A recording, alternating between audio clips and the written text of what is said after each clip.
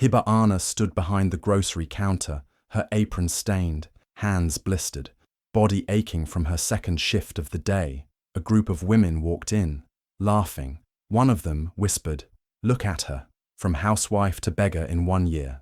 They giggled, not knowing the store owner watching from the office window was about to change Hibana's life in a way none of them could ever imagine.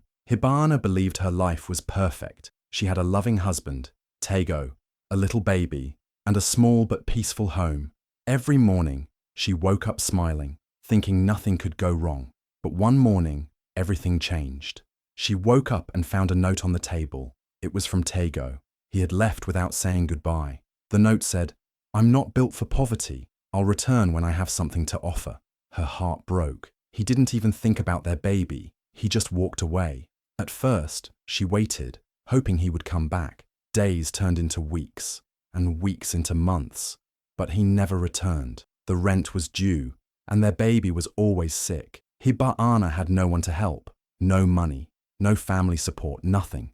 People started whispering about her, some saying it was her fault Tego left, but she stayed strong for her child. With no other choice, she got up one day and put on an old pair of shoes. She walked all around town and found 2 jobs. She cleaned offices early in the morning when the streets were still dark. Then in the evening, she stood behind a store counter as a cashier, smiling through her pain. Her feet ached, her back hurt, and sometimes she cried in the bathroom where no one could see. But every night, when she held her baby, she felt some peace. She worked harder than ever, not because she wanted to prove anything, but because she had no choice. People laughed behind her back. They called her names, said she had fallen low. But Hibana didn't stop. She had lost her husband, but she refused to lose herself. She was not a widow by death, but by choice. His choice? To leave. Every day, Hibana stood behind the counter of the small grocery store, wearing her faded apron and a tired smile. The job was hard, and her body was always aching, but she kept going, for her baby. But what made the job even harder wasn't the long hours or the heavy lifting. It was the group of women who came in almost every afternoon. They were not strangers. They were women she once called friends. They used to sit together, laugh at parties, and talk about life. But now, they looked at her like she was dirt beneath their shoes. They walked into the store with their designer bags and loud laughter, not to buy anything, but to mock her. One would point at her shoes and whisper loudly, "Is that the same shoe she wore last week?" Another would smirk and say, "Do you remember when she used to post pictures in fancy restaurants? Now look, selling tomatoes." They would pick up items from the shelf, pretend to ask for prices, then leave without paying, leaving things scattered. Sometimes they would turn to her and ask with fake concern, "Hibana, do you miss soft life?" Then they would burst into laughter, like her pain was a joke. The worst part was when they brought up Tego, her husband who left. One said loudly once, "Maybe Tego ran because he couldn't stand eating beans every day." The others laughed. Hibana felt their words like sharp knives. But she didn't say anything. She didn't scream or cry in front of them. She just stood there, gripping the counter tightly and swallowing the lump in her throat. She wanted to tell them that she was doing her best, that her child was still alive because she worked 2 jobs, that she didn't choose this life chose her. But she knew it wouldn't matter. They didn't come for the truth. They came to feel better by putting her down. So she stayed silent, but not weak. Because even when her heart hurt, even when her eyes filled with tears the moment they walked out, Hibana never let them see her break. She cleaned the counter, fixed the shelves, and smiled at the next customer. She knew they laughed now, but life has a way of turning. And deep down, a small voice inside her whispered, "Keep going. Your story isn't over yet." Mr. Kalo was the kind of man who didn't talk much. He owned the store where Hibana worked, and most people were scared of him. He rarely smiled, and when he did speak, it was short and serious. He had sharp eyes, always watching, even when people thought he wasn't paying attention. To many, he was just a strict boss, but quietly, he had been noticing Hibana. Every morning, before the sun came up, Hibana was already at the store. She would mop the floors, arrange the shelves, and prepare for the day while the rest of the staff were still on their way. In the evening, when others rushed to clock out, she stayed behind to clean again, not once, but twice. Once for her own shift, and once because she didn't want the next worker to have a messy space. She never complained. Even when she was tired, Even when her hands were shaking from working long hours, she just kept moving. Mr. Kalo would watch her from his office window upstairs. The window had tinted glass, so no one could see him, but he saw everything. He saw how she fixed the broken shelf without being told. He saw how she picked up trash others left behind. He saw how she gently helped old customers carry their bags. And he noticed that no matter how badly some women treated her, Hibana never talked back. She just smiled, bowed her head, and continued working. He started to wonder about her. Who was this woman who worked harder than anyone, yet stayed so humble? Why was she here when clearly she didn't belong in a life like this? He began asking silent questions in his mind. What was her story? Why was she always alone? Why did her eyes look so tired but still so strong? While others laughed at her or ignored her, Mr. Kalo saw something different. He saw her pain, but also her strength. He saw that she wasn't just working for money. She was surviving, fighting, standing tall even when life tried to push her down. And little by little, without a word, he started to respect her. He didn't tell her he was watching. He didn't give her extra favors. But something had shifted. Deep inside, Mr. Kalo was no longer just her boss.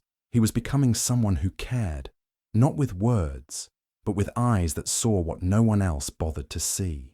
It was a dark, stormy night. The wind was wild, shaking windows and doors. Heavy rain poured down like the sky had opened up. Thunder roared, and lightning flashed across the sky. Inside the store, fear filled the air. Staff were worried. Some said the roof might fall. Others were afraid of getting stuck in the flood outside. One by one, they packed up and left early. They didn't want to risk it. Everyone wanted to go home, but not Hibana. She looked at the shelves, at the food and supplies stacked neatly. She thought about how much had been put into the store and how much could be lost if the water ruined everything. She didn't see herself as just a worker. She felt responsible. So, she stayed. The roof began to leak in different places. She quickly found empty buckets and placed them under the drips. Then more leaks started. She ran around, finding more buckets, pots, anything she could use to catch the water. Her hair was wet. Her clothes were soaked. The cold air made her shiver. But she didn't stop. All night, she worked, moving boxes away from the wet spots, wiping the floor so no one would slip. She didn't even sit down. She was completely alone, or so she thought. Upstairs, in a small flat above the store, Mr. Kalo was watching everything. His lights were off, and the window gave him a clear view of the store below. He had been there the whole night too. He saw the fear in her eyes, but also the courage. He saw how she didn't leave, even though she had every reason to. Most people would have run home, but not Hibana. She stayed for the store. She stayed for her job. She stayed because something inside her wouldn't let her give up, even when things were hard. Mr. Kalo didn't say a word. He just watched quietly, his face serious, but his heart deeply moved. He had seen workers come and go. He had seen lazy ones, careless ones. But this was different. Hibana was different. That night, something changed in him. She didn't know anyone saw her efforts. She didn't know her actions were making an impact. All she knew was that it was raining, and she had a job to do. She didn't need applause. She didn't need praise. But little did she know that rainy night was going to be the beginning of something big, something she never expected. 1 week after the stormy night, Hibana came to work as usual. She looked tired, but she still had that same quiet strength. She had worked hard every day since the storm, never missing a shift. That day, her manager handed her a white envelope with her name on it. It was payday, so she smiled a little, thinking it was her salary. That money meant everything to her. Food for her child, rent for the tiny room they stayed in, maybe even a little medicine if anything was left. With hope in her heart, she opened the envelope quickly, expecting to see cash or a payslip, but there was no money inside. Instead, there was just a single piece of paper. Her smile faded as she looked at the bold black letters on it. The message was short, but it made her heart beat faster. Report to the office tomorrow. You've been reassigned. At first, her mind filled with fear. Was she being fired? Had she done something wrong? Why was there no money? No explanation. She stood still for a moment, holding the paper in her hand. Some other workers looked at her and whispered, thinking maybe she had been caught stealing or made a mistake. But Hibana didn't respond. She folded the letter quietly and put it in her pocket. That night she couldn't sleep. Her baby was already asleep beside her, but Hibana lay awake, staring at the ceiling. What did the letter mean? Was she going to lose everything? The next morning, dressed in her cleanest clothes, she walked to the office with nervous steps. Her heart was heavy. She didn't know what to expect. As she walked through the store, the market women looked at her again, some even smirking. One of them whispered, "Looks like she's finally been sacked." But Hibana didn't stop walking. She reached the office and knocked gently on the door.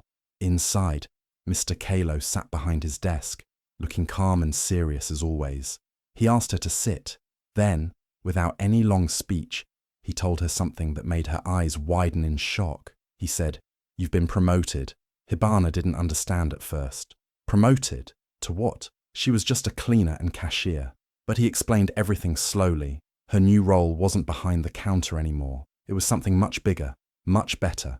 And in that moment, the fear she had carried all week began to melt away. She didn't know all the details yet, but something told her this was just the beginning of a new chapter. The next morning, something unbelievable. Mr. Kalo called all the workers to the store floor. Even the women from the market who always came to mock Hibana were there, pretending to shop. Everyone was confused. What was going on? Then Mr. Kalo stood in front of everyone and cleared his throat. He looked at Hibana and smiled, something he had never done before. He said, "Let me introduce you to the new community projects coordinator of our company, Hibana." The room went silent. People looked at each other in shock. Did they hear right? Hibana, the cleaner, the cashier, the same woman they laughed at every day. Hibana herself stood still, not sure if she was dreaming. Mr. Kalo explained that she was chosen because of her honesty, hard work, and courage. She had shown more strength in silence than many did with loud voices. He said she would now lead all the community outreach projects, food drives for the poor, grants for single mothers, and a big program to help women become financially independent. The job came with a brand new office, a company car, and a salary that was 10 times what she used to earn. The market women who used to mock her couldn't believe their eyes. Their mouths hung open when, a few days later, they saw something else. Across town, on huge billboards, was Hibana's face. She was smiling, dressed in fine clothes, standing next to bold words. Hibana, changing lives, one woman at a time. Now, when people walked through the market, they pointed at her posters and spoke with respect. The same women who once made fun of her now avoided her eyes or tried to greet her politely. But Hibana didn't respond with pride or revenge. She just walked past them quietly, holding her head high. She had come from nothing, worked with quiet pain, and now, without begging or shouting, life had lifted her higher than anyone ever expected. Her story was on everyone's lips, and her rise inspired women across the city. Hibana was no longer just a worker. She had become the face of strength, hope, and second chances. 3 months passed. Hibana's life had completely changed. She now wore nice clothes, drove a car, and had an office with her name on the door. People who once laughed at her now wanted to be her friend. Her story was everywhere, on TV, radio, and social media. Women across the city looked up to her. They said, "If Hibana can rise, so can we." She had become a voice for single mothers, for workers, for women who had been forgotten. Then one morning, as she walked into her office, she saw a man standing near the gate. He looked weak, thin, and tired. His clothes were dirty and his shoes had holes. As she moved closer, her heart skipped. It was Tego, her husband, who had walked out months ago, leaving her with a baby and a broken heart. Tego looked shocked when he saw her. He had watched her story on TV. He had seen her face on billboards and couldn't believe the woman shining so bright was the same one he had left behind in tears. Now he stood there with nothing.